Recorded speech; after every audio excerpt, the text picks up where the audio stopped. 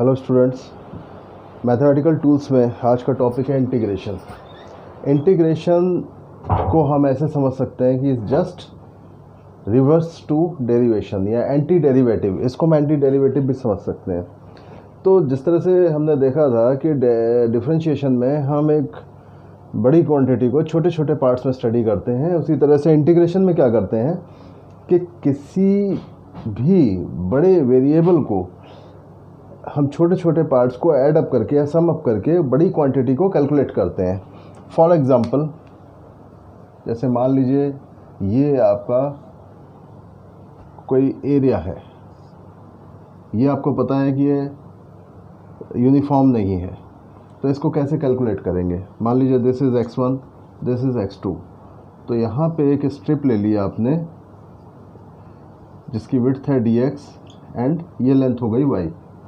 तो अब इसका जो एरिया होगा वो क्या होगा, एरिया ऑफ स्ट्रिप, ये पी क्यू आर एस ले लीजिए इसे, area P Q R S is equal to y d x, y one d x ले लेते हैं इसे, वाई वन डी एक्स। अब इसके बाद ऐसी ही छोटी छोटी स्ट्रिप्स में इसको डिवाइड कर देते हैं। एक और स्ट्रिप ले लेते हैं, ये है y2 और ये विड्थ अगेन dx। तो इसी तरह से और हम n स्ट्रिप्स ले लेते हैं इस तरीके की। तो टोटल एरिया, ये PQRS है, इसको A B C D ले लेता हूँ। Total area A B C D is equal to इन सब स्ट्रिप्स का समेशन, यानी कि sum up y dx, y n dx और n is equal to 1 to n। या तो ऐसे लिखें और हम इसको ऐसे लिख सकते हैं, integration of y dx। Integration का साइन ऐसा होता है with in the limits of x1 and x2, x1 से x2 के बीच में हम निकाल लेंगे इसे। तो इस तरीके से हम इसको करते हैं, यानी कि छोटी छोटी चीज़ों को सम अप करके एक बड़ी चीज़ कैलकुलेट कर लेते हैं। और जनरली ये नॉन यूनिफॉर्म चीज़ों के लिए आता है, नॉन यूनिफॉर्म क्वांटिटीज़ के लिए। ठीक है, अब देखें इसे करते कैसे हैं।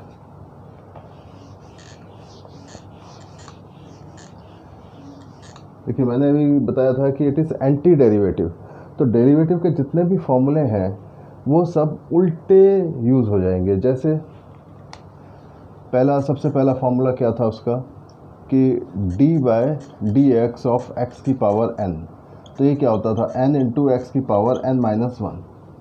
तो इसके अगेंस्ट इंटीग्रेशन का क्या फार्मूला होगा,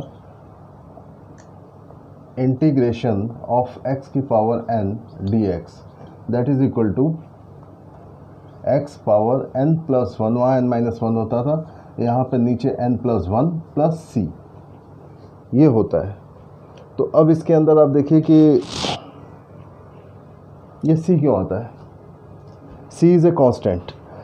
मैंने इसको बताया था कि एंटी डेरिवेटिव होता है। मान लीजिए हम कोई क्वांटिटी है 2x square plus 3x plus 4, इसको डिफ्रेंशिएट कर रहे हैं, तो ये क्या आ जाएगा आपका 4x प्लस 3। अब इसके अंदर जो कांस्टेंट है वो 0 हो गया, लेकिन अगर इसका मैं एंटी डेरिवेटिव करूँ, इंटीग्रेशन 4x प्लस 3 इसका dx, तो क्या होगा, ये 4 और x का इंटीग्रेशन n प्लस 1 x की पावर 1 प्लस 1 अपॉन में 1 प्लस 1 प्लस में 3 इंटू एक्स की पावर 0 है, तो x की पावर 1 आ जाएगा। अब प्लस में 4 कहाँ से आएगा, क्योंकि एंटी डेरिवेटिव है तो वो सारी चीज़ रिप्रोड्यूस होनी होगी ना। तो हमें नहीं पता कि हमने किस चीज़ का डेरिवेटिव किया था, तो यहाँ पे हम इसकी जगह c लगा देते हैं। तो ये हो जाएगा 4x square upon 2 plus 3x plus c, ये कट के 2x square plus 3x plus c। तो ये जो चीज़ थी 2x square plus 3x plus 4 था, इसकी जगह c आ जाएगा। और सर्टेन कंडीशन में आगे आप अगर डिटेल में पढ़ना चाहोगे तो आप देखोगे कि हम इस c को भी कैलकुलेट कर सकते हैं। तो इस तरीके से ये होता है आपका इंटीग्रेशन। इसके कुछ एग्जांपल्स कराना चाहूँगा। फर्स्ट ऑफ ऑल मैं आपको फॉर्मूले बता देता हूँ कॉरस्पॉन्डिंग टू डिफरेंशिएशन। जैसे इसमें था दूसरा d by d x of sine x equal to cos x. तो यहाँ पे इसका कॉरस्पॉन्डिंगली होगा integration of cos x d x equal to sine x plus c. Third is d by d x of cos x equal to minus sine x होता था। अब यहाँ पे integration of sine x d x equal to minus cos x plus c हो जाएगा। Differentiation tan x का होता था d by d x of tan x equal to sec square x होता था। अब इसके कॉरस्पॉन्डिंगली यहाँ क्या हो जाएगा, integration of sec square x d x equal to tan x plus c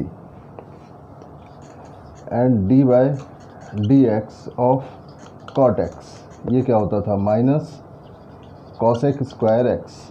तो उसके correspondingly cosec square x equal to d x equal to minus cot x plus c. Sixth d by d x of sec x, ये क्या था sec x tan x। तो उसके correspondingly integration of sec x tan x d x equal to sec x plus c. Seventh d by d x of cosec x, ये था आपका minus cosec x cot x. तो क्या हो जाएगा यहाँ पे cosec x cot x d x equal to minus cosec x plus c. ये तो ट्रिग्नोमेट्रिक के हो गए। और इसके अलावा आपको पता है कि आपका d by d x of log x equal to 1/x होता था। तो इसके कॉरस्पॉन्डिंगली क्या हो जाएगा आपका integration of 1/x d x equal to log x plus c. इसको लॉग ई एक्स भी लिख सकते हैं। और d by d x of e x equal to e x होता था। तो आपका integration of e x is equal to e x plus c. तो ये बेसिक फार्मूले हैं जो आपको याद रखने। फार्मूले तो और भी बहुत सारे हैं बट वो उसके लिए ज़्यादा डीप में जाना पड़ेगा। तो ये बेसिक्स है जो आप नोट कर सकते हैं यहाँ से। ठीक है, अब integration.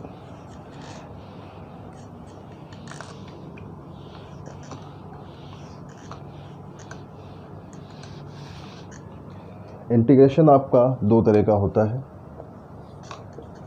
Definite integral and indefinite.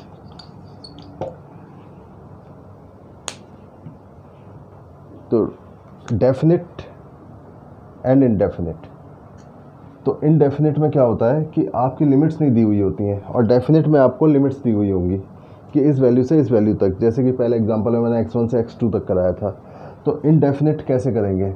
Indefinite तो जैसे मैंने अभी फॉर्मूले बताए थे आपको सिंपली करते चले जाएंगे। जैसे मान लीजिए एक्स स्क्वायर डी एक्स, तो यहाँ पे फॉर्मूला वही था x की पावर n वाला लगा देंगे। x 2+1 अपॉन में 2+1 प्लस सी, यानी कि एक्स क्यूब अपॉन में 3 प्लस सी। ठीक है जी। अब अगर करें 1 upon x square D x, तो यहाँ पे न्यूमरेटर में ले लेंगे x की पावर -2 dx।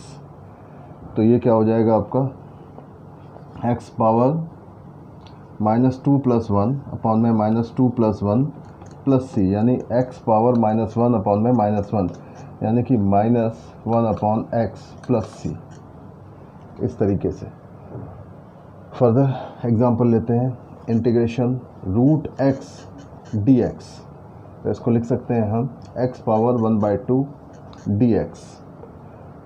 तो जब हम सॉल्व करेंगे तो क्या होगा, 1/2 प्लस 1 अपॉन में 1/2 प्लस 1 प्लस c, यानी कि x पावर 3/2 अपॉन में 3/2 प्लस c, यानी कि 2/3 x पावर 3/2 प्लस c। एक और example, integration of 1 upon root x dx। तो इसको हम लिख सकते हैं x पावर -1/2 dx। फॉर्मूला लगाएंगे तो x पावर -1/2 प्लस 1 अपॉन में -1/2 प्लस 1 प्लस c। तो ये क्या हो जाएगा आपका, x पावर 1/2 अपॉन में 1/2,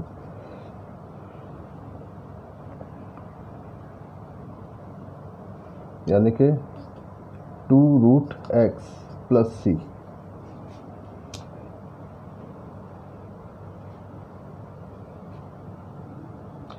ठीक है जी। इस तरीके से ये होता है आपका इनडेफिनेट इंटीग्रल। और इन द सेम फैशन अगर आपके ट्रिग्नोमेट्रिक वाले आ जाते हैं तो भी हम इसको कर सकते हैं। कि आप थोड़ा सा एक बार प्रैक्टिस करके देखिएगा। जैसे integration of sign 3x dx। तो अब इसे कैसे करेंगे, इसके अंदर एंटी डेरिवेटिव की तरह अगर हम करें तो कुछ cos 3x वाला फंक्शन रहा होगा, d/dx ऑफ cos 3x, जो कि हमने सीखा था।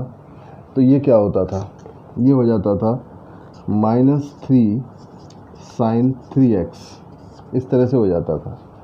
तो अब जब हम sin 3x का इंटीग्रेशन कर रहे हैं तो हमको इसी फॉर्म में लाना पड़ेगा। तो ये क्या हो जाएगा आपका, sin 3 dx का 1/3 इधर चला जाएगा, माइनस cos 3x अपॉन में 3 प्लस c। क्योंकि यहाँ पे अगर ये मल्टीप्लाई में आ रहा है तो यहाँ पे ये डिवाइड में आना चाहिए। यही होता है एंटी डेरिवेटिव। ठीक है जी। अब है डेफिनेट इंटीग्रल। ये तो थोड़े बहुत ट्रिग्नोमेट्रिक थे। अब डेफिनेट इंटीग्रल कैसे होगा आपका, डेफिनेट में हमें लिमिट्स दी हुई होती है। जैसे x पावर 4 dx, लिमिट दी हुई है 1 से 2 तक। तो हम क्या करेंगे, x पावर 5 अपॉन 5, ये तो फॉर्मूले से आ गया। लिमिट कैसे रखेंगे, upper limit minus lower limit, यानी 2 power 5 minus 2 power 5 minus 1 power 5 upon में 5, यानी 2 पावर 5 होता है 32 माइनस 1 अपॉन में 5, यानी कि 31 अपॉन में 5। यहाँ पे ये लिमिट रख के करते हैं इस तरीके से। एक और एग्जांपल देखिए, x² plus 3x integration, limit रख दी 0 to 1 एंड dx। तो इसका क्या होगा, x³ प्लस 3x² और लिमिट हो गई 0 to 1। तो पहले हमने यहाँ पे 1 रखा, 1 प्लस 3 माइनस, जब 0 रखेंगे तो ये 0 ही आ जाएगा, यानी कि आ गया आंसर 4। तो इस तरह से हम डेफिनेट इंटीग्रल करते हैं। ठीक है जी। तो ये है बेसिक्स ऑफ इंटीग्रेशन। इतना इंटीग्रेशन सीख के आप फर्दर आगे मूव कर सकते हैं कि फ़िज़िक्स में आप कहीं नहीं अटकेंगे। बाकी डिटेल्ड स्टडी के लिए मैं जो कैलकुलस के वीडियोस डालूंगा आप उन्हें देखिएगा। तो ये था basics of integration. I hope आपको समझ में आया होगा। समझ में आया, पसंद आया तो इसे लाइक कीजिए, सब्सक्राइब कीजिए और बेल आइकन दबा के नोटिफाई कीजिए। नेक्स्ट वीडियो में मैं फर्दर मैथमेटिकल टूल्स डिस्कस करूँगा, vector. And thank you for this video.